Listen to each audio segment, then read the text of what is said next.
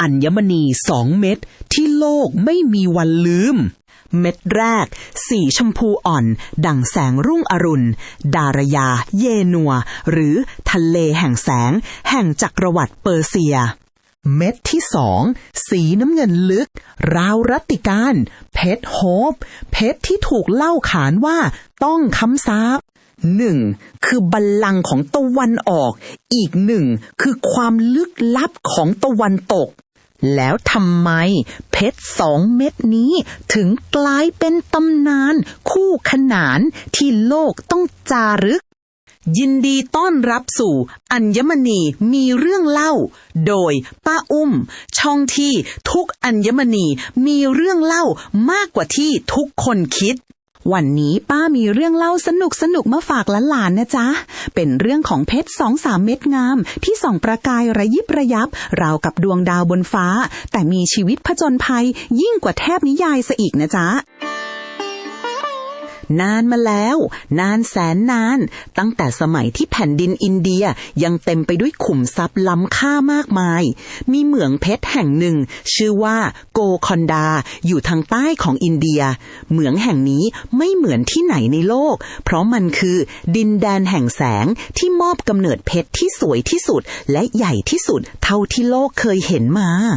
ณที่แห่งนั้นเองมีเพชรพี่น้อง2 เม็ดถือกำเนิดขึ้นมาเม็ดน้องนั้นเป็นเพชรสีขาวถูกตั้งชื่อตามตำนานว่าโคอินัวหรือภูเขาแห่งแสงส่วนเม็ดพี่เป็นเพชรสีชมพูเรื่อนนุ่มนวลตาดุจกลีบกุหลาบแรกแย้มถูกตั้งชื่อว่าดารยาเยนัวหรือทะเลแห่งแสงเพชร2 พี่น้องเปล่งประกายงดงามจับตาจนเป็นที่ปรารถนาของกษัตริย์และจักรพรรดิผู้ยิ่งใหญ่ทั่วทั้งชมพูทวีปพวกเขาถูกเจรไนอย่างประณีตบรรจงเพื่อประดับบนบัลลังก์นกยูง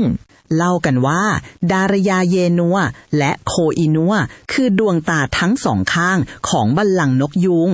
บัลลังก์ที่ว่านี้ไม่ใช่แค่เก้าอี้ธรรมดานะจ๊ะหลานแต่เป็นเหมือนบัลลังก์วิเศษที่ประดับด้วยอัญมณีนับพันเปล่งประกายระยิบระยับเสียจนคนมองต้องตะลึงแต่แล้วการเวลาก็หมุนเปลี่ยนความสงบสุขไม่ได้อยู่ตลอดไปในปีคศ1739มีกษัตริย์นักรบผู้เกรียงไกรนามว่านาเดอร์ชาแห่งเปอร์เซียหรือที่เราเรียกกันตอนนี้ว่าอิหร่านพระองค์ยกทัพอันยิ่งใหญ่บุกมายังอินเดียที่เมืองเดลีเมืองหลวงของราชวงศ์โมกุลจนแตกพ่ายราบคาบและสิ่งที่นาเดอร์ชาปรารถนามากที่สุดไม่ใช่แค่ชัยชนะแต่คือสมบัติล้ำค่าที่ซ่อนอยู่ในคลังหลวงไม่ใช่แค่เมืองที่ถูกปล้นแต่คือความศักดิ์สิทธิ์ของราชวงศ์พวกเขาขนทุกอย่างกลับไปและใช่จ้าสิ่งที่พระองค์ค้นพบก็คือบัลลังก์นกยูงที่ประดับเพชร2 พี่น้องดารยาเยนัวและโคอินวนนั่นเองพระองค์คว้าเอาสมบัติเหล่านี้กลับไปยังเปอร์เซียราวกับพายุน้ำวนที่พัดพาทุกสิ่งไปนี่แหละคือจุดเริ่มต้นที่ทำให้เพชรพี่น้องต้องแยกจากการเป็นครั้งแรกดารยาเยนัวเพชรสีชมพูเม็ดงามได้กลายเป็นของล้ำค่าประจำราชวงศ์ต่างๆในเปอร์เซียดารายาเยนัวเคลื่อนย้ายจากมือสู่มือของกษัตริย์เปอร์เซียหลายพระองค์ทั้งราชวงศ์อับชาริตราชวงศ์ซันและราชวงศ์กาจากษัตริย์บางองค์หลงรักเพชรเม็ดนี้มากถึงกับนำมาสวมเป็นเครื่องประดับส่วนพระองค์ทั้งกำไลแขนบ้างประดับผมบ้างเข็มกลัดบ้างเพราะมันเป็นสัญลักษณ์แห่งอำนาจและความรุ่งเรืองของแผ่นดิน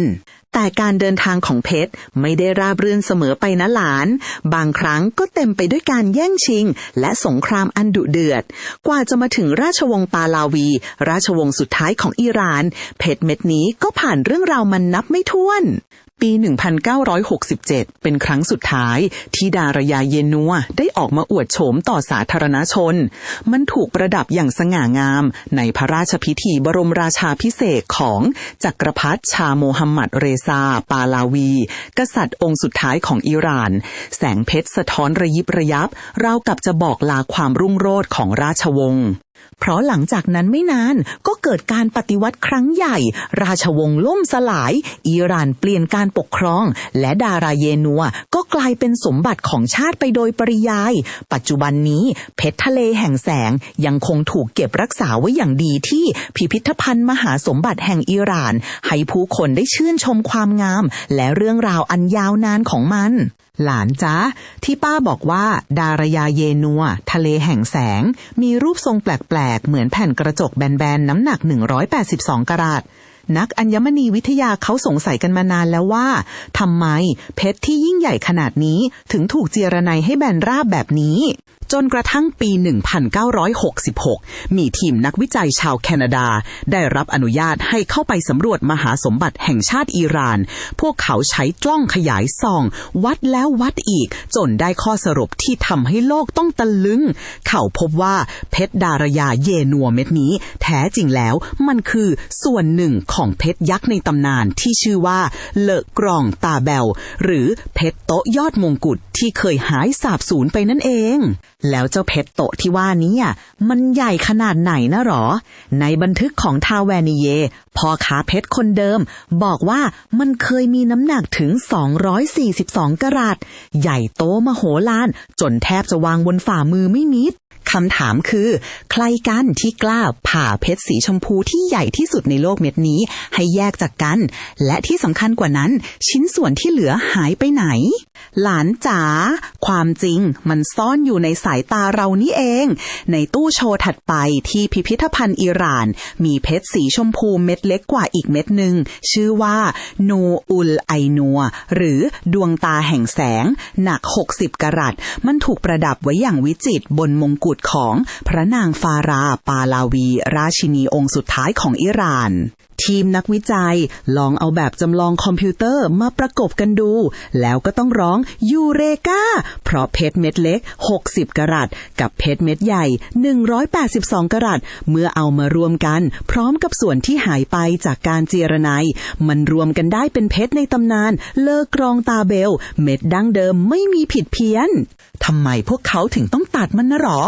บางก็ว่าเพื่อลบตำหนิบางก็ว่ากษัตริย์ยุคหลังอยากได้เครื่องประดับที่เข้าชุดกันมากกว่าเพชรแผ่นยักษ์แผ่นเดียวแต่นั่นและจะหลานมันคือโศกนาฏกรรมของอัญมณีที่ถูกแยกแฝดแยกฝาเพื่อสนองความต้องการของมนุษย์แต่เรื่องที่น่าขนลุกกว่านั้นก็คือแม้ดารยาเยนัวจะไม่ได้มีคำสาปที่รุนแรงเท่าเพชรโฮปแต่มันกลับเป็นพยานของจุดจบที่น่าเศร้าของราชวงศ์เปอร์เซียมาโดยตลอดไม่ว่าใครที่ครอบครองมันเพื่อโอ้อวดอำนาจสุดท้ายมักจะจบลงด้วยการปฏิวัติการถูกเนรเทศเพราะไม่กี่ปีหลังจากที่ราชินีฟาราสวมมงกุฎเพชรสีชมพูเม็ดนั้นเธอก็ต้องระหกระเหินลี้ภัยออกจากประเทศในช่วงปฏิวัติครั้งใหญ่และไม่ได้กลับมาเหยียบแผ่นดินเกิดอีกเลยตลอดกาล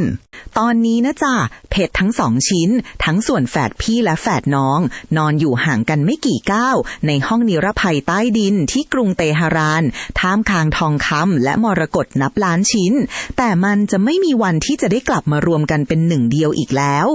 นี่ละจ้ะหลานคือเรื่องราวของหัวใจที่แตกสลายของเพชรสีชมพูแห่งโกคอนดาการผจญภัยของเพชรโฮปจากรัตติการสู่คำสาปที่ลึกลับความจริงแล้วในขุมทรัพย์ของอินเดียยุคนั้นมี3ยอดมงกุฎที่โด่งดังที่สุดเม็ดแรกคือพี่ใหญ่สีชมพูดารยาเยนัวเม็ดที่2คือพี่รองสีขาวบริสุทธิ์โคอินัวและเม็ดที่3คือน้องเล็กสีน้ำเงินลึกลับเพชรโฮปหรือตอนนั้นเรียกว่าทาวเวเนียบลูถ้าโคอินัวคือภูเขาและดารยาเยนัวคือทะเลเพชรเม็ดนี้คือรัตติการที่จ้องมองมนุษย์กลับมาเล่ากันว่าเพชรเม็ดนี้ถูกฝังอยู่ในรูปเคารพของเทพบางตำนานว่าเป็นพระวิษณุบางตำนานว่าเป็นเทพีมันไม่ได้ถูกขุดแต่มันถูกดึงออกจากนั้นเลือดก็เริ่มไหลกลายเป็นคำสาป ทาวเวอร์นิเยได้นำเพชรสีน้ำเงินขนาดมหึมาเม็ดนี้ซึ่งตอนนั้นน้ำหนักถึง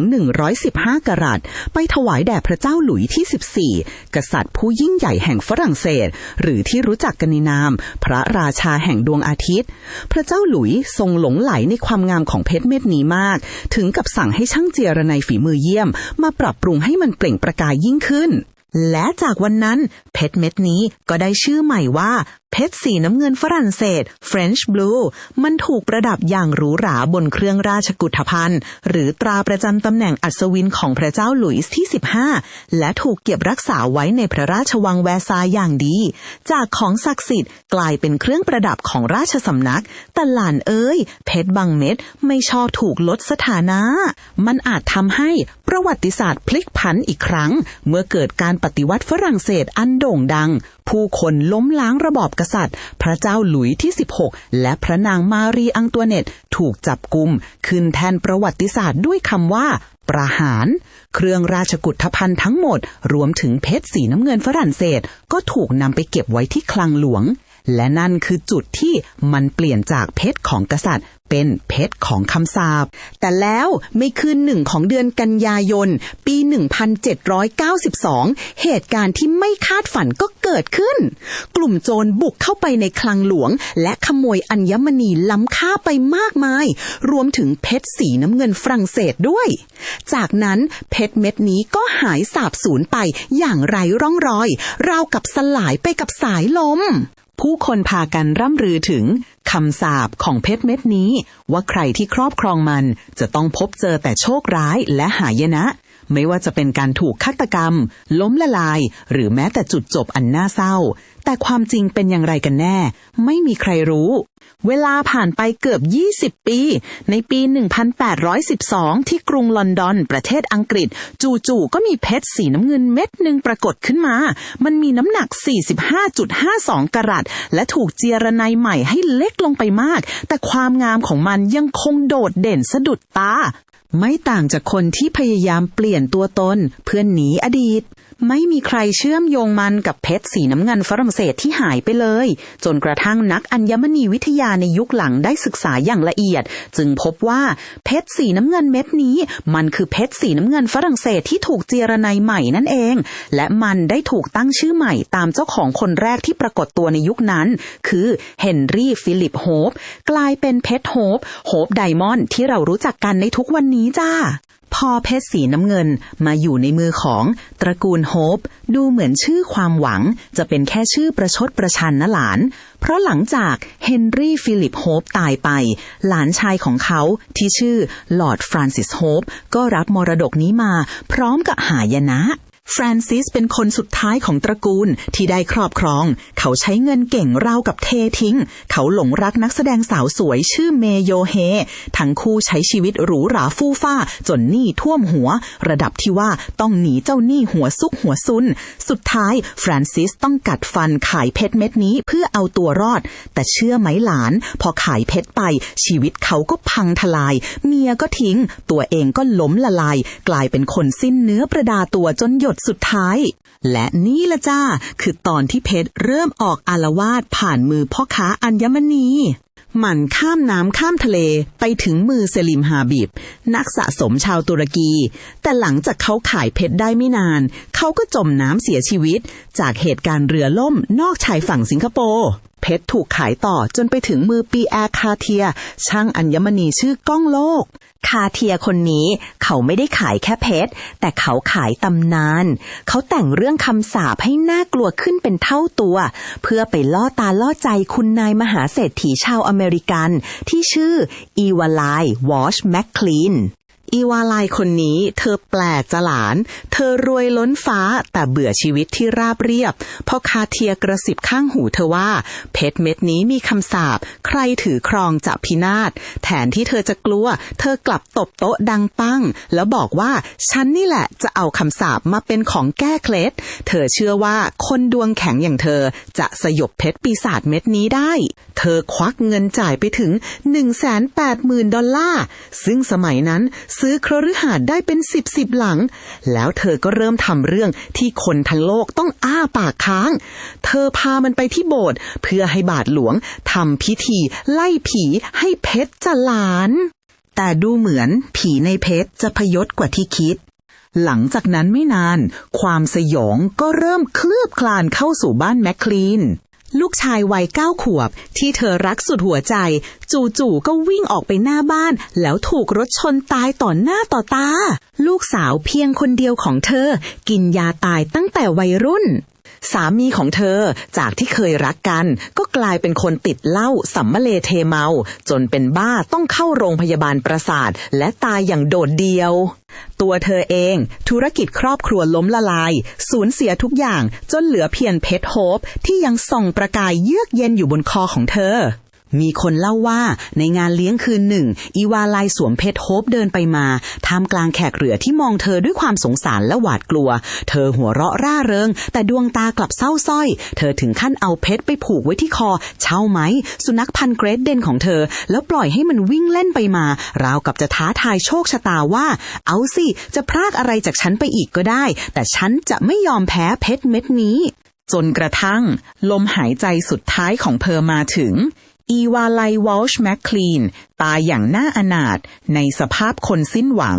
ทิ้งสมบัติชิ้นสุดท้ายไว้คือเพชรสีน้ำเงินที่ดูเหมือนจะยิ่งงามขึ้นทุกครั้งที่เจ้าของน้ำตาตกและเธอเองก็เสียชีวิตด้วยโรคปอดบวมเหลือแต่หนี้สินทิ้งไว้สุดท้ายเพชรโฮปถูกซื้อโดยนักอัญมณีชื่อดังอย่างแฮร์รี่วินสตันแฮร์รี่เชื่อมั่นว่าเพชรล้ำค่าควรเป็นสมบัติของสาธารณชนเขาจึงตัดสินใจบริจาคเพชรโฮปให้กับสถาบันสมิธโซเนียนในปี 1958 และส่งมันมาทางไปรษณีย์ธรรมดานี่ละจ้ะโดยติดประกันไว้ถึง$1 ล้านตั้งแต่นั้นมาเพชรโฮปก็ถูกจัดแสดงในพิพิธภัณฑ์และกลายเป็นหนึ่งในวัตถุที่ดึงดูดผู้คนมากที่สุดในโลกผู้คนหลายล้านคนมาเยี่ยมชมมันทุกปีเพื่อชื่นชมความงามอันเป็นเอกลักษณ์และเพื่อฟังเรื่องราวอันลึกลับของคำสาปที่ยังคงเป็นปริศนาจนถึงทุกวันนี้ขอขอบคุณภาพประวัติศาสตร์จากวิกิพีเดียนะจ๊ะแต่หลานเอ๋ยในเหมืองโกคอนไดยังมีเพชรอีกหลายเม็ดนะที่เขาว่ากันว่างดงามจนเกินจริงและเป็นที่มาของชื่อเพชรน้ำงามที่สุดในโลกอยากรู้ไหมว่าเพชรเม็ดนั้นคือเม็ดไหนกันบ้างป้าจะมาเล่าให้ฟังต่อในคลิปต่อไปกดไลค์กดแชร์กดติดตามเป็นกำลังใจให้ป้าทีนะจ๊ะส่วนวันนี้สวัสดีจ้า